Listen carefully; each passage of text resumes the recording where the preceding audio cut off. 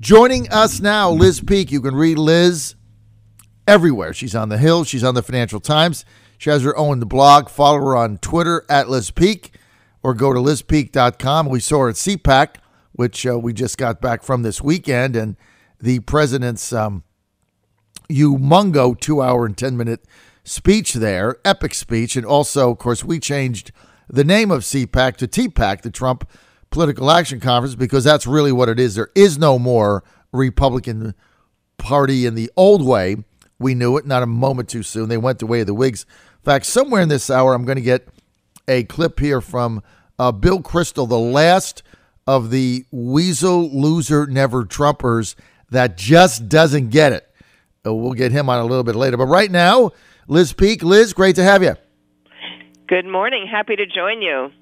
So, Liz, you were at CPAC. I didn't get you on my show, but I saw you there having fun, running around. So what did you think of CPAC 2019 as I changed the name, Liz, to TPAC? Well, I think it is totally Trump's party. I think you're completely correct.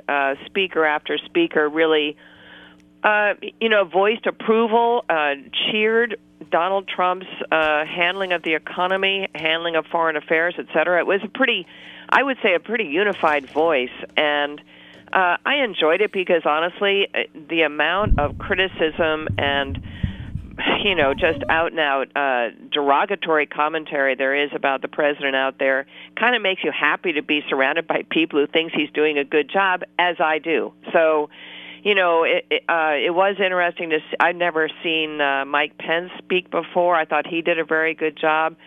A lot of real firebrands spoke. I think that coming out of it, the overall theme that I took away is that we really do have a choice to make in this country about whether we're going to preserve our individual freedoms, whether we're going to allow people to rise and fall based on their merits, or whether we're really going to buy into this collective notion that everybody should be the same. And that's really, at the end of the day, that's what socialism, that's what the Democrats are talking about, not in so many words, but that is the bottom line. And I think it's shocking that we're here in the midst of this economic boom that we're enjoying, where so many people are getting new jobs and so forth. It's kind of, I think the Democrats are kind of late to this party. Usually it's a financial crisis or a depression that turns a country to look for other solutions. Germany in the 1930s, obviously Russia in 1917. Why now? Why are we actually, even considering throwing over our economic system and our way of life when really the country's in pretty good shape? The Green New Deal, I know we've been mocking this, Liz, now for weeks. And I guess when it first came out, I really didn't pay much attention to it because I thought, well, this is really ridiculous. This is some 27-year-old doing this that has never had, has no experience, and it cost $100 trillion, and it's kind of dumb. But I'm shocked at the fact that major candidates for president on the Democratic side have not disavowed it as something out of a cartoon strip or a comic book. I think that's right. And all 6 Democrat senators running for the presidency have embraced this thing. Amy Klobuchar has sort of suggested, well, it's aspirational. We don't really buy into the details. People actually should read the Green New Deal because this is a sweeping measure that basically would change forever the color of our country. I was speaking to a young person, a millennial this weekend, who is very, very concerned about climate change. And she's so furious about this because, as she said, AOC is sort of, Alexandria Ocasio-Cortez has wrapped possible measures to confront climate change in this sweeping new concept which takes over every aspect of our lives. And as she said, nothing will actually get done as a result of it. I mean, I thought it was an interesting criticism, which I hadn't really focused on, but by going so big and so outlandish, as you say, most of the people who have any sort of common sense have been mocking this, and it really does put climate change activism on the back burner because, first of all, you have to kind of get through all these other life-changing, nation-changing ideals which aren't going to fly. I mean, the American people are really not going to buy into getting rid of airplanes. I mean, that's sort of a jokey line, but it is true.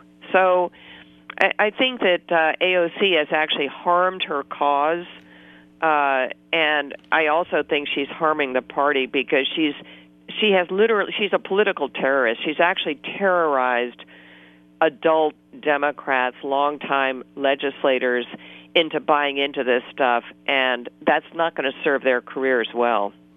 Let's get or to the party. Liz, I agree 100%. I don't know where the Democratic Party is going, and this is why I'm confident of victory for Trump in 2020. I think Bernie Sanders is going to be the nominee, and I've said this all week. He raised $8 million in a day and a half when he announced his campaign. There's a lot of Democrats that voted for him last time that feel he really got screwed by Hillary Clinton's team in 2016, and he should have been the nominee. He's got that base. He's got an organization in Iowa, and he's going to win New Hampshire. Yeah, I think that's right. I think the startup of this primary season next year, which, by the way, is coming hurtling towards us, certainly favors Bernie Sanders more than anybody else. I would totally agree with you. I don't think he's a very good candidate. I think Donald Trump squashes him in a face-to-face debate, and I don't think he can win. But it could well be that everyone is dying to see a Joe Biden or someone like that get into the primary, into the campaign. I'm not sure they can do very well in the primaries. That's the issue. With all of these candidates in, I only think that further enhances Bernie Sanders' opportunity to win some of these early primaries. And the problem is he's going to be first or second in Iowa because he's got an organization there. He is going to win New Hampshire, which is going to be the end of Beth Warren. Her campaign's gone after that. Then they go to South Carolina.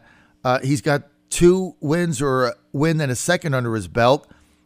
Maybe he's vulnerable there, but he's going to do fine in Florida. When they get to those Midwestern states, it's basically him or Amy Klobuchar is going to win them all. I don't see how you stop him. Well, I think California is going to be early, right. Part of Super Tuesday, and I think that helps Kamala Harris. Yes.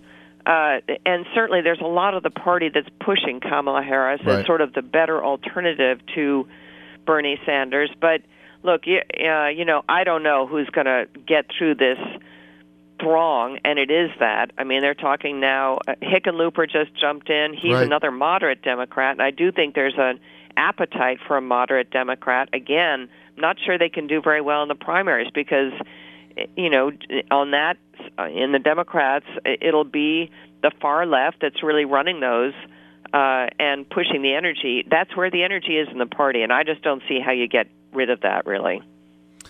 That's their issue. And, that is their issue. And by the way, I don't think it's going to help Democrats, and I'm interested in your view on this because you've often been ahead of me in sort of figuring out these things. I don't think it helps Democrats to spend the next 2 years wandering through Trump's finances looking for a problem. I mean, I think a lot of the country, whether you hate him or love him, is just going to think that's sort of dirty pool and unfair, and by the way, a tremendous waste of our resources. I mean, we're always told, gosh, we only have 3 days to get this done. We only have 4 days when Congress is in session. It is a finite amount of resources our legislators have, mainly time. Are they really going to waste it all on, improbable investigations into Trump's finances? I just really don't get that. Yes. They're going to do it, Liz. Well, they are, but here's the point. They will say, well, Republicans dragged out the Benghazi hearings. That's true, but 4 Americans died in Benghazi. Mm-hmm. There was at the very least, a serious lapse in oversight and coordination and security. No one has died because of the Trump Organization, as far as I know. I mean, we're not even talking about really Russian collusion now. We're just talking about financial improprieties. And, again, I just think it's going to be boring. We're going to be talking with accountants. I thought that the Michael Cohen hearings got boring towards the end. I imagine people tuned it out because it was like, okay, we've already heard all this stuff. You've already posited that Trump did this, that, and the other thing. This is boring, and I think it's going to get more so. Well, yes, but they are going to go forward with it, Liz Peek, because they have to. Again, back to what you said earlier, so many Democrats now are just absolutely controlled by their most left-wing, progressive, whacked-out base. And you've got Tom Steyer, and Soros, and these other people. They're only going to fund Democrats through their political action committees that are on the impeachment bandwagon. And so I have no doubt in my mind that financially, these Nadler and other Democrats, Adam Schiff, they are going to go forward with impeachment hearings. It doesn't matter that there's no evidence. None of this matters to them. They're going to go forward with it, which is why I think not only Trump is going to win again in 2020, but I think they're going to take over the House. Let me give you some stats on the House. You ready? Yeah. You can put this in your next column and thank me. I will. So, yes. So here's why I'm convinced the Republicans are going to win back the House, right? They need to win 19 seats, assuming they lose the seat in North Carolina in November, which I believe they will. People are not going to vote for the Republican there, no matter who he is, because they tried to steal it, so they're out. So the Republicans are going to have to win back 19 seats, all right, including that seat. That means that 31 seats held by Democrats now were carried by President Trump in 2016. How many? 31. Yeah, right. Including North Carolina if the Democrats win that, 30 if they don't, right? Mm-hmm. So there's going to be 31 seats. They only need 19. 31 seats were carried by Trump in 2016 with Trump on the ballot. That's number one. Number two, those Democrats are not going to get near the money they got from outside sources in 2018 in order to give the Democrats the majority. Thirdly, with Trump on the ballot, the Republicans are going to be able to raise more money in those seats. So I think financially they're going to be even.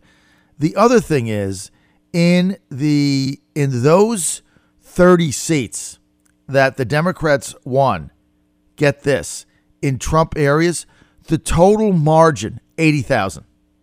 Wow. 80,000 votes. Now, if you take all the votes, obviously it was a much bigger Democratic margin.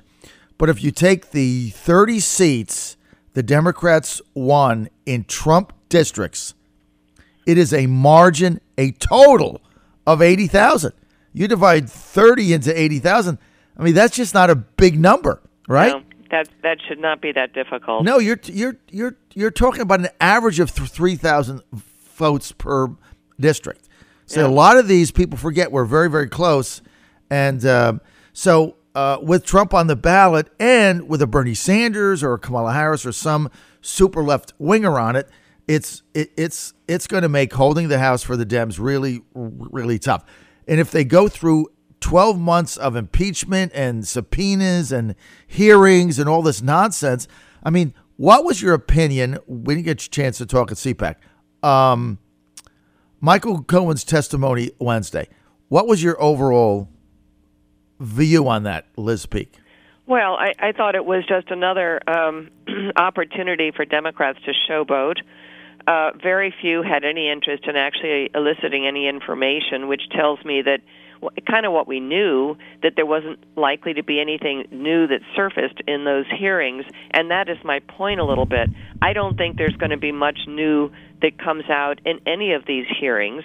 Number one, most Democrats aren't terribly good at questioning. Right. Michael Cohen is just an awful weasel. I mean, I think it's very hard to watch him and not be just sort of disgusted. And it does not reflect well on Donald Trump that this was his so-called fixer for so many years. I'm not shocked by that, but, you know, it isn't obviously very uplifting to think that this guy worked for the president. That said, it also means that whatever he says was totally self-serving, and it was. I mean, I don't think there was any doubt in anyone's mind that he was there to try and get a better deal for himself. So when it came to the real hard charges like collusion with Russia, no. He said no, there wasn't any. So Democrats sort of ignored that. But in terms of character assassination, he was happy to pile on. But what did it prove? I mean, it didn't really get us anywhere. It got us nowhere. He said nothing. There was no new information. He's a rat weasel. Everybody knows it. He's a cockroach trying to save his own skin. Whatever. But here's my thing. They led with their number one witness, who, in my judgment, fell flat. They got nothing out of it. So it's like, where do they go from here? Yeah. Well, they're going to, as I say, they're going to talk to Trump's financial guy and in his company.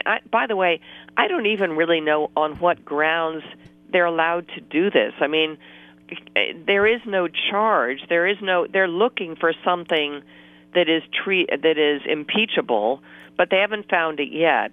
So is it really legitimate to just start turning over every rock in the Trump organization? I mean, look, I'm not defending it. I'm not defending the Trump organization if they've done things that are inappropriate in the past. But then I suppose those should come to light, although God knows if Hillary Clinton were in the same position, I think there'd be all kinds of reasons to go after Hillary Clinton, really obvious things that she did wrong through her foundation and so forth.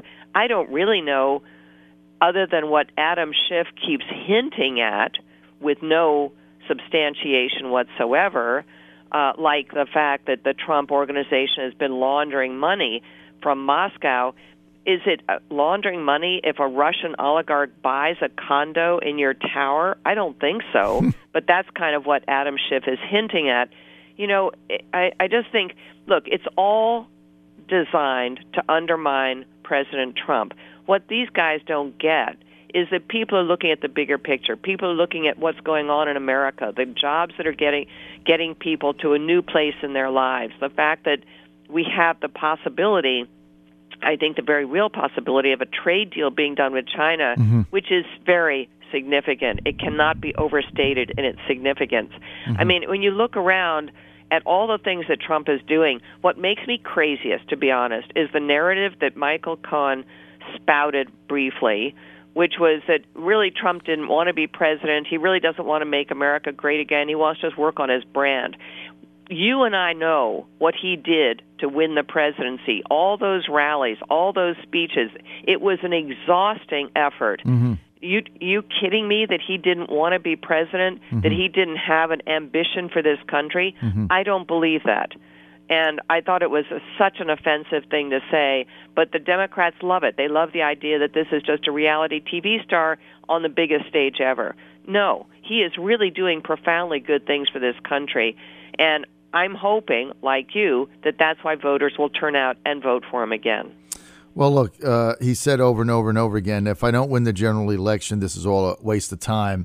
I've spent a lot of money and a lot of energy trying to do this, and so we have to win. So this idea that he was running and not trying to win, and those that were on the campaign early like me, the guy's effort was indefatigable. I mean, he ran around like crazy and exhausted his entire staff, in his tiny staff, in doing that. He spent almost $40 million of his own money, and that's without the cost of the airplane. So I don't know how much that was, but he actually spent probably $50-60 million of his own money trying to be the nominee. Liz Peek, we're out of time. I want to thank you for being with us. As always, follow Liz Peek on Twitter at Liz Peek. And Liz, if people want your columns, where's the best place to go? LizPeek.com. But I'm up on Fox News this morning, Fox News opinion page. I'm there every Monday, and also probably Bill in the Hill later on this week. LizPeek.com. Liz, thanks for being with us. Thank you. Thanks so much for having me.